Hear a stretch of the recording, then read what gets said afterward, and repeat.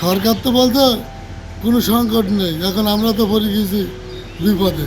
চুয়াডাঙ্গায় তেল নিয়ে চলছে এক অদ্ভুত তেলেসমাতি। জেলার বিভিন্ন ফিলিং স্টেশনে তেল নেই লেখা ব্যানার ঝুলছে, কোথাও আবার বাঁশের বেড়া দিয়ে বন্ধ রাখা হয়েছে প্রবেশপথ। এরই মাঝে কিছু পাম্পে দেখা যাচ্ছে মোটরসাইকেলের দীর্ঘ লাইন, ঘন্টার পর ঘন্টা দাঁড়িয়েও মিলছে না কাঙ্ক্ষিত জ্বালানি। জেলার 4টি উপজেলার অন্তত 22টি তেল পাম্পের একই চিত্র। কেউ তেল পাচ্ছেন, কেউ তেল পাচ্ছেন না। এমন বৈষম্যমূলক পরিস্থিতিতে চরম ভোগান্তিতে পড়েছেন সাধারণ মানুষ। তেলের সংকট হচ্ছে, অনেকেই ব্যবসাদাররা আছে যারা রেগুলার আসছে, ট্যাঙ্কি লোড দিয়ে তেল নিয়ে যাচ্ছে, যাওয়ার পরে তারা তেল বাইরে থেকে এসে আবার পরের দিন লাইন দিচ্ছে। এই কারণেই মূলত তেলের সংকট।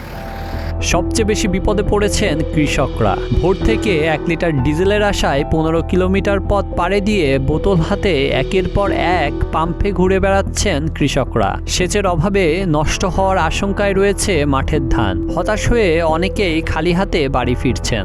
আমার 1.5 বিঘে ধান, 2 লিটার তেল আমি খুঁজে পেলাম না কোনো জায়গায়। দুটো পাম্পে গেলাম, পেলাম না তেল।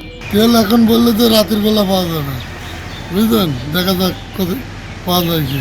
অন্যদিকে পাম্পে তেল আসবে পরদিন সকালে এমন ঘোষণা থাকলেও মোটরসাইকেল চালকরা আগের দিন থেকেই লাইনে দাঁড়িয়ে পড়ছেন। এতে তৈরি হচ্ছে বিশৃঙ্খলা ও দীর্ঘ প্রতীক্ষা।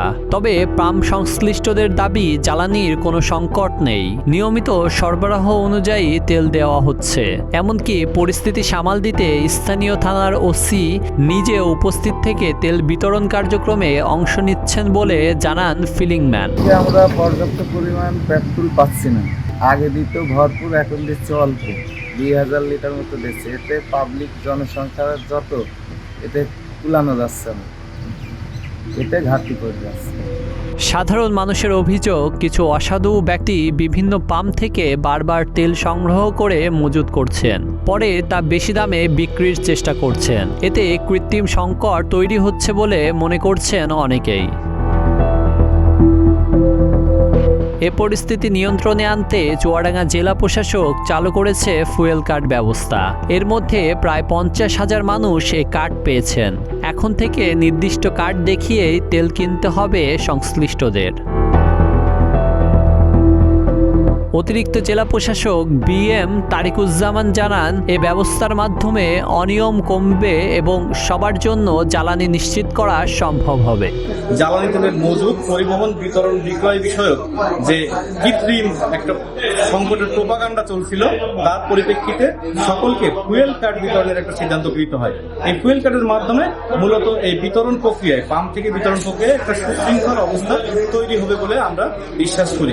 মোটরসাইকেল, অন্যান্য গাড়ির যারা চালক, তাদের বৈধ কাগজপত্র সহ এই কার্যালয়ে তাদের কাগজপত্রের ফটোকপিগুলো জমা দেয়। যাচাই বাছাই শেষে আমরা কার্ড বিতরণ করছি। এই কার্ড দিয়ে তারা এখন থেকে খুব নিশ্চিত এবং সুশৃঙ্খলভাবে পাম্প থেকে তেল উত্তোলন করতে পারবে।